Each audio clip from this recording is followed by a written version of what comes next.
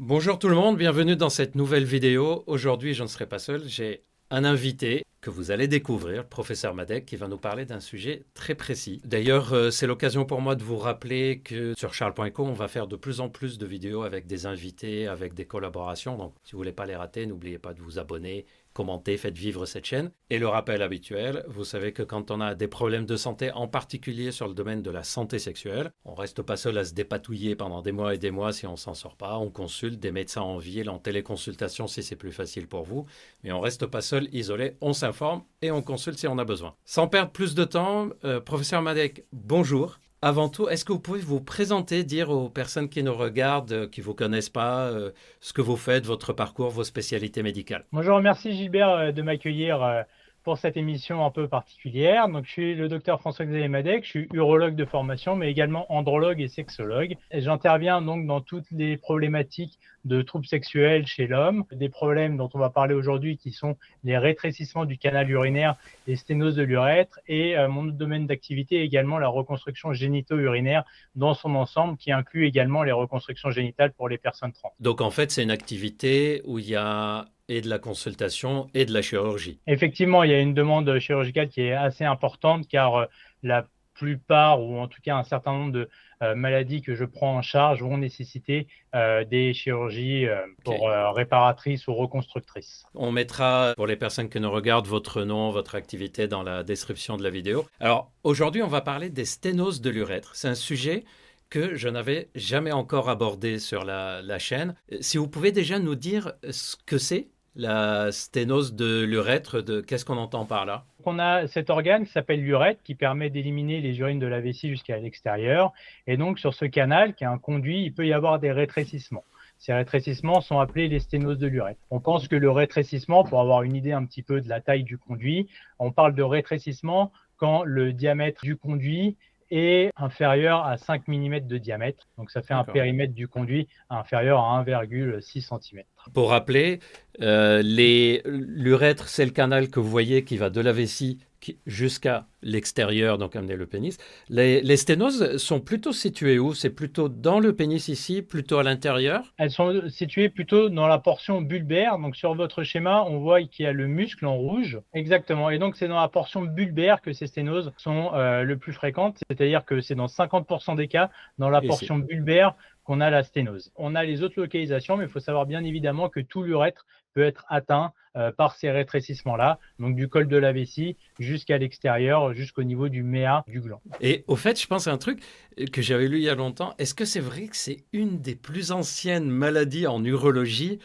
qu'on a retrouvé des appareils pour soigner ça qui remontent à des siècles et des siècles? Oui, effectivement, c'est une des plus anciennes maladies. On retrouve, que ce soit dans la médecine chinoise, médecine hindoue ou même chez les Grecs, des instruments. Donc, en fait, c'est des sortes de sondes pour passer à l'intérieur du canal urinaire. Ouais. C'est là où on se rend compte que c'est une des plus vieilles maladies.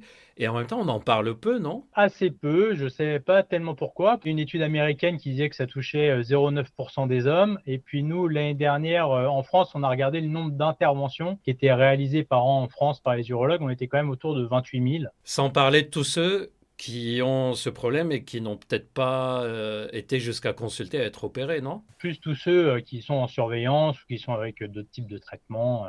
Et quelles sont les causes? Pour quelles raisons on peut avoir le canal de l'urètre, le canal urinaire, qui se rétrécit ou qui devient un peu bouché? Alors ça, c'est un peu notre faute, c'est-à-dire que la cause principale, pour l'instant, elle reste idiopathique dans 40% des cas. Donc Alors, pardon, je vous coupe. Idiopathique, pour nous, en tant que médecin, ça veut dire que ça vient de nous. Exact. C'est un joli mot qu'on a inventé pour dire c'est de ma faute, mais culpa. My bad. Non, idiopathique, on ne sait pas très bien quelle est la raison. Et Ouais. après, il y a les causes iatrogènes. Donc, iatrogènes, c'est les soins qui peuvent être faits, soins en urologie ou soins dans d'autres domaines qui peuvent être responsables de sténose de l'urètre, notamment passage de sonde, passage d'une caméra pour aller vérifier la présence d'une tumeur ou autre. Et on sait que ça, dans un faible nombre de cas, ça peut engendrer un traumatisme de l'urètre et faire une sténose. Et après, il y a deux autres pathologies. Il y a toutes les causes traumatiques, notamment les traumatismes par chute à califourchon. Donc, on a vu que la zone qui était le plus souvent sténosée, c'est l'urètre bulbaire. Donc, en fait, c'est sous les bourses. Donc, si on tombe et qu'il y a un choc, juste à ce niveau-là. Ça va appuyer directement et traumatiser potentiellement l'urètre bulbaire. et donc engendrer des sténoses. Ça, c'est assez bien documenté. Et puis après, la dernière cause, c'est la cause inflammatoire. Donc on sait qu'il y a le lichen. Donc c'est une Oui. maladie auto-immune inflammatoire qui touche les organes génitaux et donc qui peut envahir également l'urètre. Comment on peut savoir si on a une sténose? Quels signes on va ressentir? C'est des signes qui sont très peu spécifiques de la sténose. C'est des signes qui sont soit mictionnels, soit sexuels. Donc on va avoir surtout le jet urinaire qui va être faible. Comme le jet urinaire a du mal à sortir, la vessie va avoir tendance à se contracter de façon plus régulière et à avoir des envies plus fréquentes. Puis après, on peut avoir des infections urinaires aussi Ok. qui se développent parce que la vessie se vide mal, ou encore des sensations de brûlure aussi, parce que quand le jet passe avec une bonne puissance au niveau de la sténose, ça peut déchirer un petit peu la Ouais, zone. ça Donc, met une pression. Et sur le plan sexuel, vous avez dit qu'il y a des symptômes donc urinaires il y et a quelques sexuels? symptômes sexuels, notamment le rétrécissement du canal. Il y a deux types de liquides qui passent à l'intérieur de ce Oui. canal. Il y a les urines et puis il y a le sperme. Et donc, effectivement, on peut avoir des dysfonctions éjaculatoires. Dysfonctions éjaculatoires de différents signes. La première, c'est l'éjaculation douloureuse parce que on sait que la puissance avec laquelle est émis le sperme peut déchirer ou abîmer la zone de sténose qui est un petit peu plus basse. Et après, quand la sténose est vraiment très solide, à ce moment-là, les patients se plaignent plutôt d'éjaculation, on va dire, retardée. C'est-à-dire qu'en fait, l'éjaculation survient, la sensation orgasmique arrive, mais le sperme n'est pas émis et elle stagne un petit peu au niveau de la sténose. Donc l'éjaculation en elle-même n'est pas retardée, mais le sperme sort après avoir éjaculé en fait. Le terme qu'on donne parfois, c'est éjaculation Oui, baveuse. parce qu'il n'y a pas de pression du liquide qui coule en fait. Ouais. C'est élégant, on aime bien en médecine. Ouais.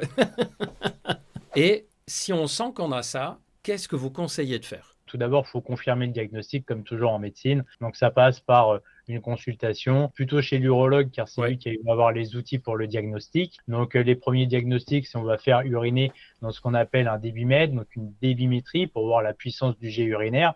Et on va pouvoir objectiver que le jet urinaire est faible avec une courbe qui est aplatie. Pardon, je vous coupe. Il y a déjà eu des questions sur la chaîne pour dire, mais c'est quoi la débimétrie, si vous pouvez la résumer un peu pour expliquer ce que c'est cet examen? Donc, on urine dans un urinal, mais on va mesurer la puissance du jet urinaire. On va mesurer le débit du jet urinaire. Donc, on va regarder combien de temps vous mettez à uriner, la quantité que vous avez uriné. Et puis, avec ces analyses-là, on va pouvoir faire un débit moyen. Et puis, on va pouvoir aussi mesurer le débit maximum sur des coups de période que vous avez Ok. atteint lors de la miction. Avec la débimétrie, on regarde aussi si la vessie se vide correctement. Donc, on fait Ouais. une échographie juste après avoir uriné, une échographie pour voir s'il y a des urines qui stagnent dans la vessie. Et puis après, l'examen qui va permettre vraiment de confirmer le diagnostic, c'est ce qu'on appelle la fibroscopie. Donc la fibroscopie, c'est une caméra qu'on va mettre à l'intérieur du canal urinaire et donc qui va permettre de voir la zone de rétrécissement. Ok.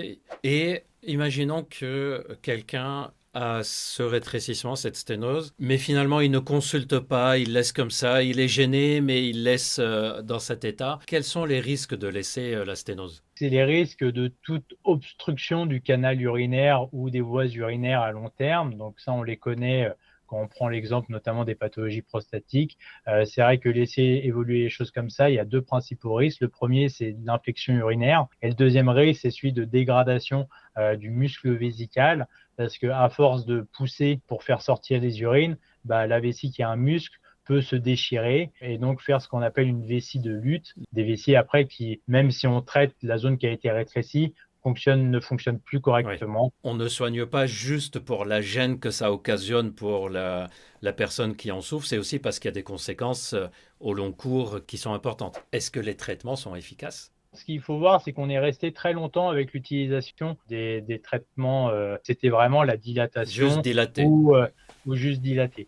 Alors maintenant, c'est assez clair que la dilatation ne permet pas la guérison de la sténose. Donc à l'heure actuelle, toutes les sociétés savantes s'accordent pour dire un patient qui a une sténose de l'urètre, on propose dans un premier temps un traitement par dilatation ou incision. Mais il faut bien informer les patients que le taux de succès de ce traitement-là, il est aux alentours, il est entre 30 et 60% en fonction de la longueur de la sténose. Donc, un certain nombre de patients va récidiver après ce type de traitement. Et à ce moment-là, on envisage plutôt des interventions de reconstruction, donc de reconstruction du canal urinaire, où on va retirer la zone rétrécie et remplacer la zone rétrécie avec l'utilisation d'un autre tissu. Et l'autre tissu qu'on utilise à l'heure actuelle, c'est ce qu'on appelle la muqueuse buccale. Donc, on fait un prélèvement à l'intérieur de la joue et on va le positionner au niveau du canal urinaire.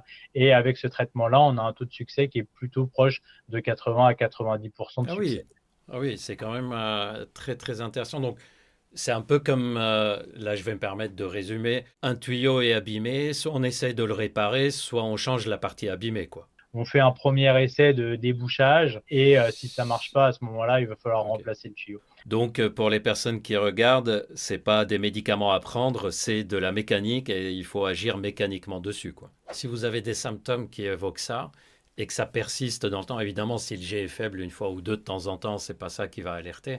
Mais si à chaque fois qu'on urine ou à chaque fois qu'on éjacule, il y a une gêne, il y a une sensation de blocage, il y a le sperme qui sort pas correctement ou l'urine qui sort pas correctement, on consulte tout simplement et on vérifie si c'est une sténose puisqu'il faudra à ce moment-là la traiter. Mais écoutez, j'étais ravi parce que même moi, j'ai appris des choses sur la sténose urétrale qui est effectivement un sujet dont on parle vraiment très peu. À mon avis, ça va intéresser beaucoup de personnes là qui nous regardent. En tout cas, merci beaucoup d'avoir répondu aux questions, d'avoir apporté votre éclairage. Et si ça vous tente, on peut refaire d'autres vidéos sur d'autres sujets à l'avenir. Bah écoutez, avec grand plaisir, Gilbert, merci pour l'invitation. Merci à vous. Merci de nous avoir écoutés jusqu'au bout. Si vous voulez voir d'autres informations sur tous ces sujets sexuels, etc., vous savez que sur la chaîne, toutes les vidéos sont disponibles. Merci encore, professeur Madec.